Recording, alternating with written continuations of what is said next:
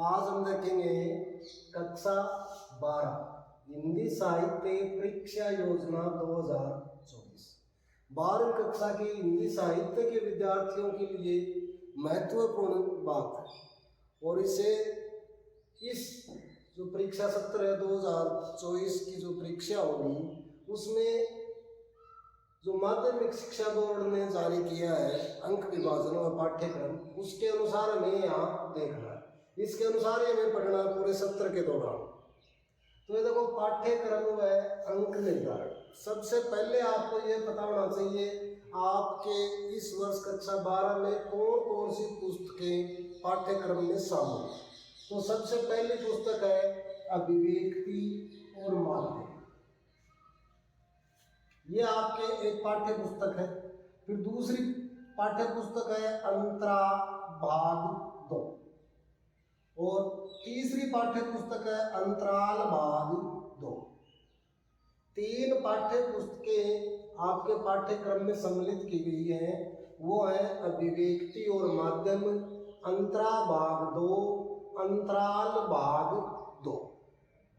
इनमें से आपको ये ध्यान रखना है कि अभिव्यक्ति और माध्यम ये जो पाठ्य पुस्तक है इसमें से 10 अंक के प्रश्न यहाँ से पूछे जाए।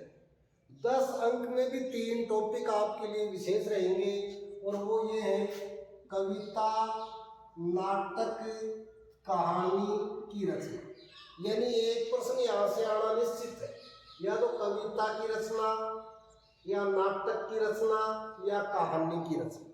इन तीनों में से एक की रचना करना कैसे की जाती है, भाषागत यानी प्रश्न हो या इनके कौन कौन से तत्व हैं या मुख्य तत्व कौन कौन से हैं, ये बातें यहाँ से पूछी जाए। फिर दूसरा क्वेश्चन पूछा जाएगा पत्रकारीय लेखन के विभिन्न रूप और लेखन प्रक्रिया। तो इसमें ये कविता, नाटक, कहानी की रचना है, इसका जो प्रश्न होगा वो 3 अंक का होगा। कितने अंक का होगा? 3 अंक का। फिर दूसरा पत्रकारीय लेखन के विभिन्न रूप और लेखन प्रक्रिया, यहाँ से जो प्रश्न आएगा वो आएगा 4 अंक का।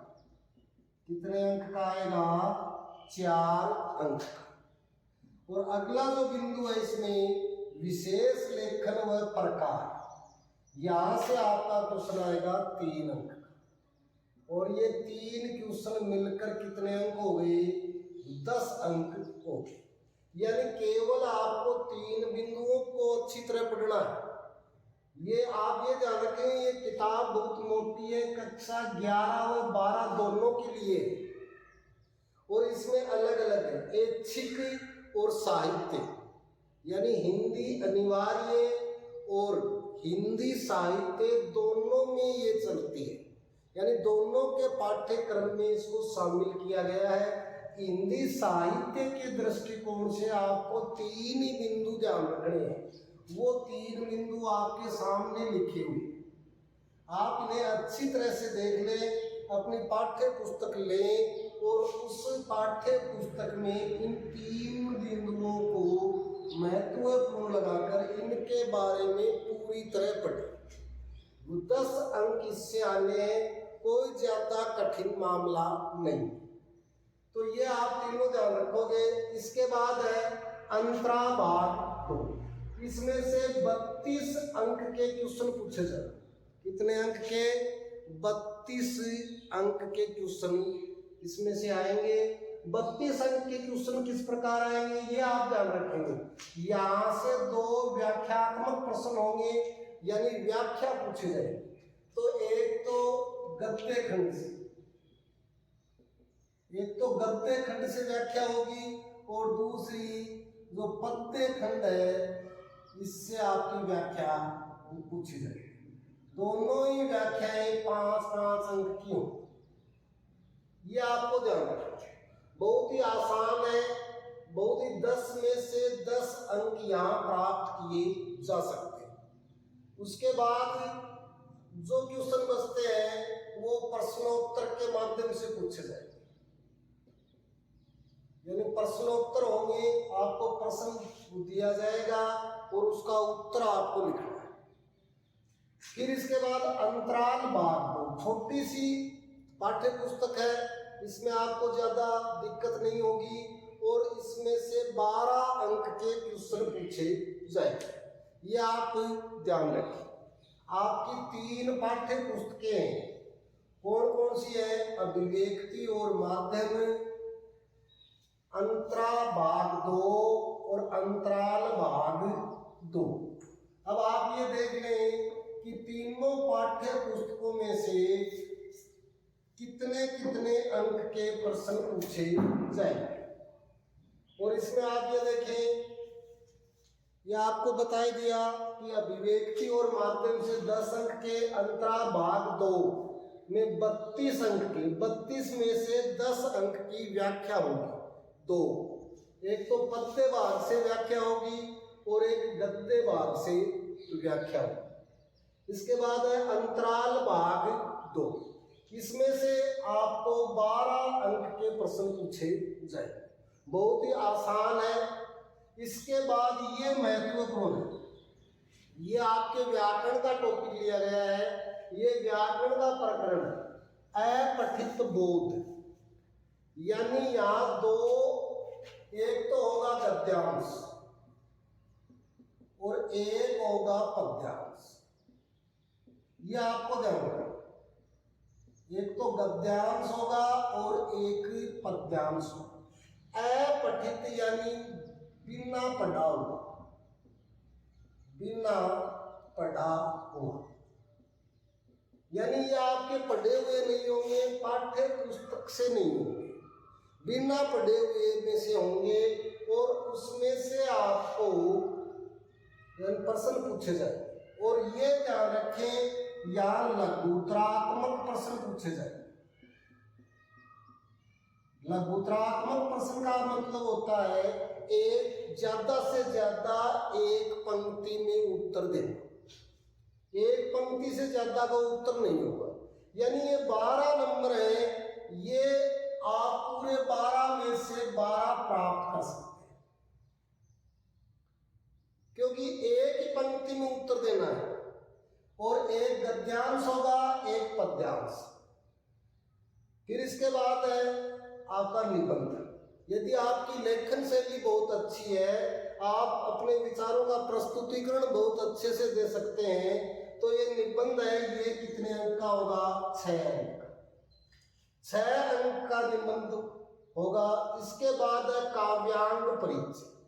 काव्यांग परिचय में आप देखेंगे कि आपको 4 बिंदु दिए गए हैं और 4 बिंदुओं में भी आपको ये ध्यान रखना है कि ज्यादा नहीं पढ़ना है। बिल्कुल बिंदुवार आपका पाठ्यक्रम बोर्ड द्वारा जारी किया गया है और उसे आपको आसानी से बिंदुवार पढ़ना है। जैसे आपका पहला काव्यांग परिचय में होगा काव्य गुण और दूसरा होगा काव्य दोष। आपको इन दोनों की अवधारणा का पता होना चाहिए।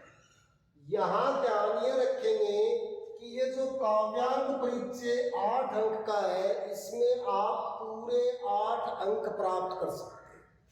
यहां 6 क्वेश्चन आपको मिलेंगे रिक्त स्थान की पूर्ति, रिक्त स्थान की पूर्ति सब, यानी आपको रिक्त स्थान को पूरा करना है।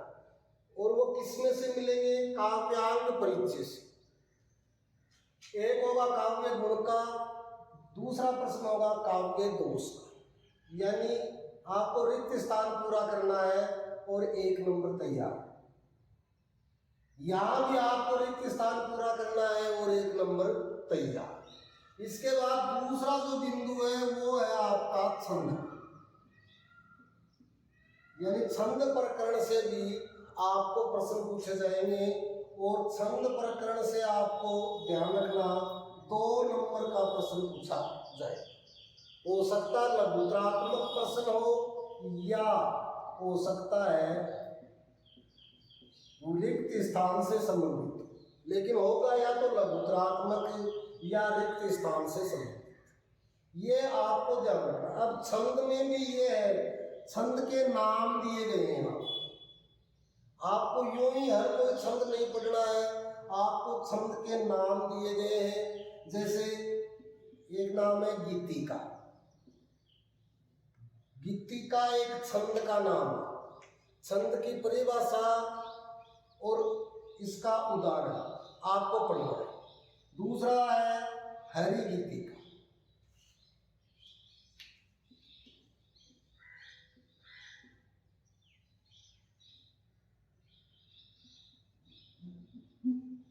दूसरा आपका छंद है वो है हरि गीतिका। दूसरा जो छंद आपका दिया गया है वो हरि गीतिका। तो ये दो आपको ध्यान रखना है, गीतिका हरि गीतिका। उसके बाद है छप्पई, फिर है कुंडलिया। ये आपको नाम ऐसे लग रहे होंगे अटपटे से, लेकिन बहुत ही आसान है।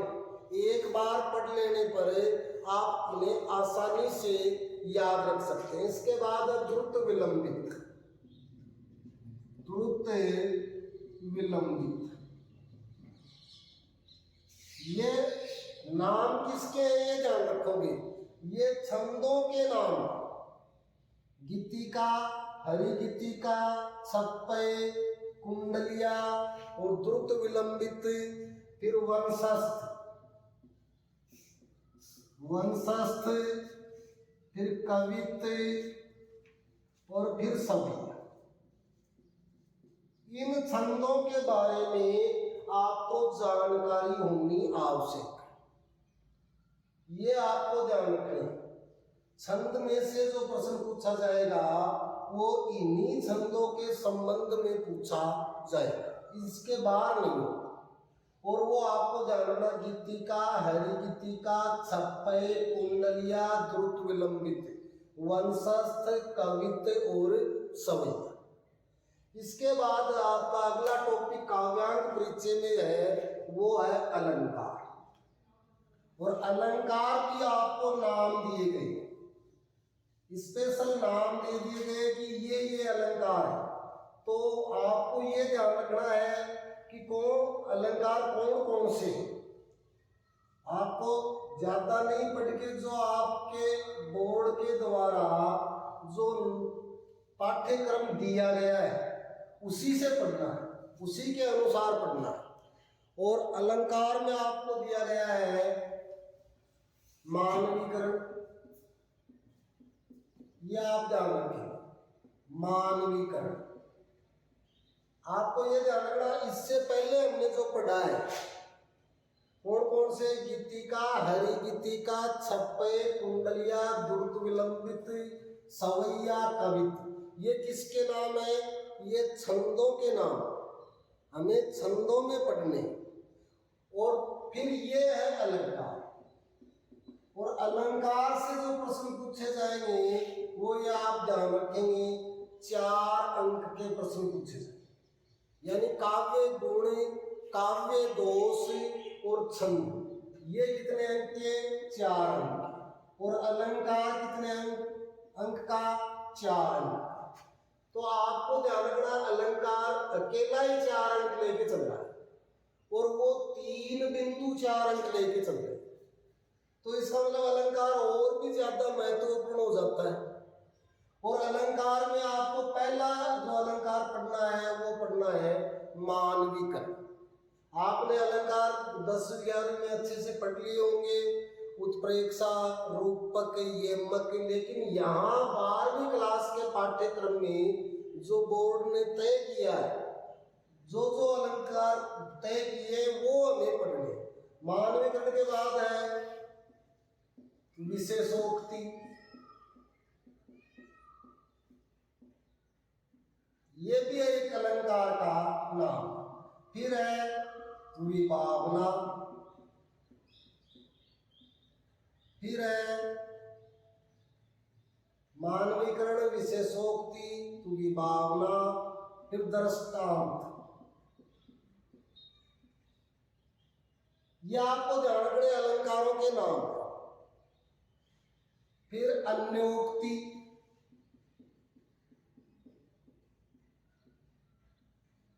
फिर अगला है समासोक्ति, समासोक्ति। फिर अगला है व्यतिरेक,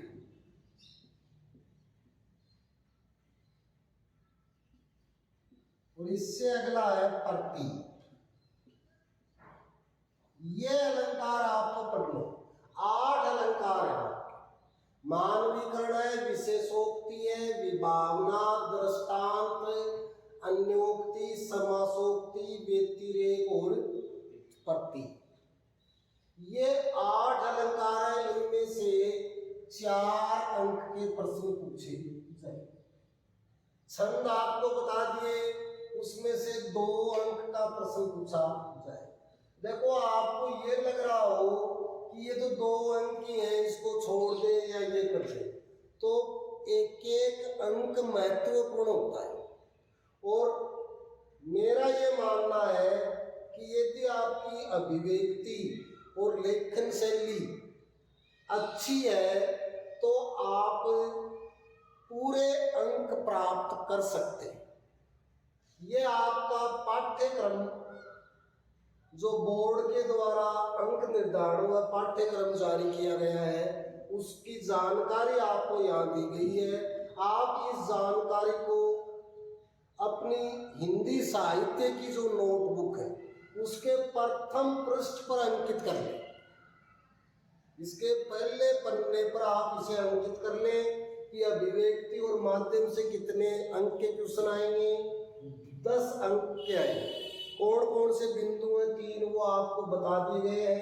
अंतराल भाग से कितने नंबर के आएंगे, 2 से 32 नंबर। अंतराल भाग 2 से 12 नंबर। अपठित बोध 12 अंक, निबंध 6 और काव्यांग परिचय 8 अंक। ये कुल मिलाकर आपका 80 अंक का पेपर होगा। कितने अंक का होगा, 80 अंक का। ये 80 अंक है, ये आपको 80 में से 80 आप प्राप्त कर सकते हैं।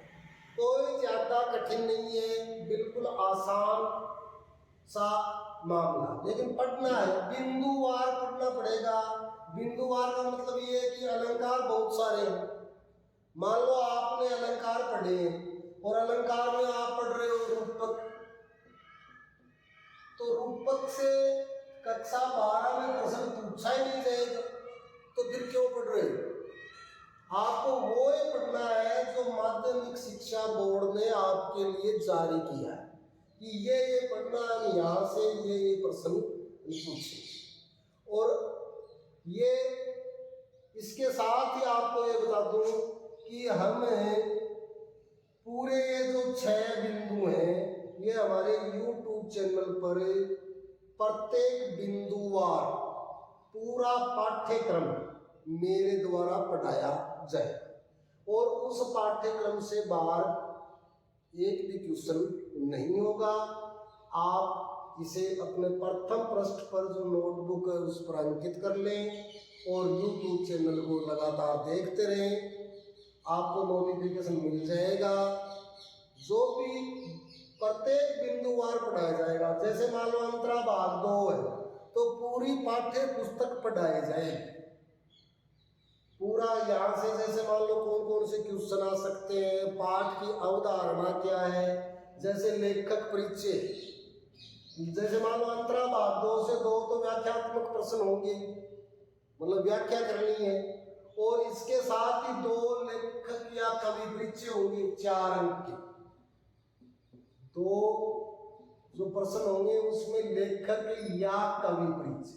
अब दिक्कत ये होगी कि लेखक या कवि में अंतर क्या है। जो गद्य खंड के हैं, जिन्होंने गद्य लिखा है, वो क्या कहलाते हैं, लेखक। और जो आपके पद्य खंड में है वो क्या कहलाते हैं, कवि कहलाते हैं। ये जरूरी नहीं है कि एक लेखक है वो लेखक ही हो सकता है, वो कवि नहीं हो सकता। वो कवि भी हो सकता है, क्योंकि एक ही व्यक्ति कविता भी कर सकता है और गद्य रचनाएं भी कर सकता है।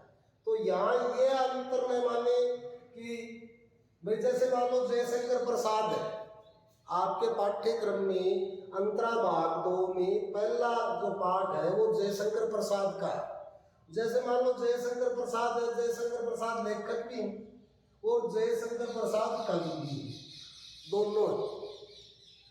तो आपको ये ध्यान रखना, मान लो है प्रत्येक पाठ का कवि है उसका परिचय, प्रत्येक पाठ का जो लेखक है उसका परिचय, पूरा पाठ अवधारणा जो भी है पाठ के अंदर जो भी दिया हुआ है वो पूर्णतः पढ़ाया जाएगा और पूरा ये पाठ्यक्रम वो पढ़ाया जाएगा।